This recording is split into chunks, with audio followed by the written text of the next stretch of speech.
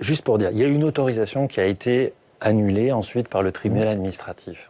Et cette loi, en fait, a pour but, contrairement à ce que vous dites, madame la sénatrice, évidemment, de neutraliser le jugement du tribunal administratif de manière à faire revivre l'autorisation. Il suffit de la lire. C'est ce qu'on appelle une loi de validation.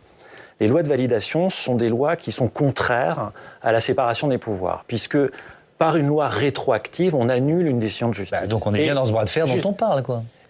Juste pour finir, pour que les téléspectateurs comprennent bien, c'est une pratique assez détestable qui est très encadrée par la Cour européenne des droits de l'homme, qui a déjà condamné la France pour ça, par le Conseil constitutionnel, le Conseil d'État et la Cour de cassation, qui sont à l'unanimité, qui vous disent, petit 1, une loi de validation n'a pas pour but de perturber le fonctionnement de la justice. Ici, le but de cette loi, c'est de perturber le fonctionnement de la justice. On n'attend pas la décision de la Cour administrative d'appel, on n'a pas confiance, on veut aller plus vite que la Cour, on n'a pas confiance dans la célérité des juges d'appel, et on critique la décision du tribunal administratif, on veut la neutraliser. Ce n'est pas possible.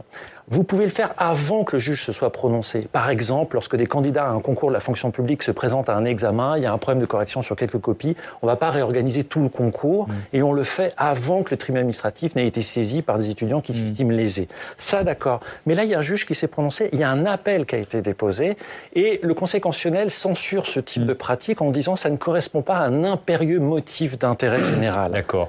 Il faut laisser la Cour administrative d'appel débattre. C'est ça Madame la sénatrice, est-ce que vous prenez le risque finalement que cette loi soit cassée par le Conseil constitutionnel ou les instances européennes?